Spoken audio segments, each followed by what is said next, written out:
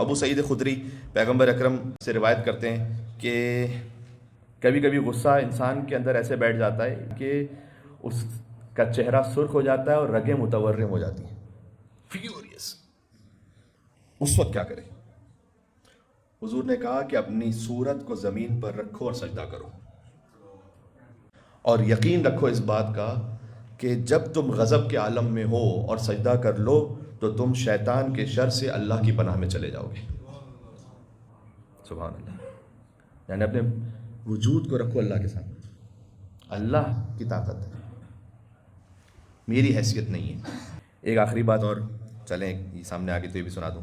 امام نے فرمایا کہ اگر کوئی غصے کے عالم میں ہے تو فوراً وضو کرے،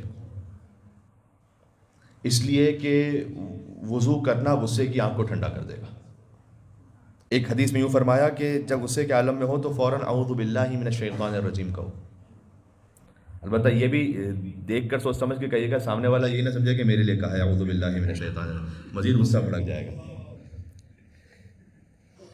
ذکر یونسیہ پڑھیں، لا الہ الا انت سبحانک انی کنت من الظالمین، یہ غصے کو رفع کر دیتا ہے۔ انی کنت من الظالمین، پروردگار میں ظلم کرنے والا ہوں، میں بھی تو ظلم کرنے والوں میں سے، میں کون سا معصوم ہوں؟ فرمایا کہ بہترین انسان وہ ہے کہ جو دیر سے غضبناک ہوتا ہے اور جلدی راضی ہو جاتا ہے، یہ اللہ کی صفت ہے۔ یا سریع الرضا، اے اپنے بندوں سے سب سے زیادہ جلدی راضی ہو جانے والے، یہ اللہ کی صفت ہے۔ تو اگر آپ اس صفت کو اپنا لیں کہ دیر سے غضبناک اور جلدی راضی ہوں تو آپ اللہ کی صفت کا ایک مظہر بن جائیں گے روئے زمین پر۔ سبحان اللہ۔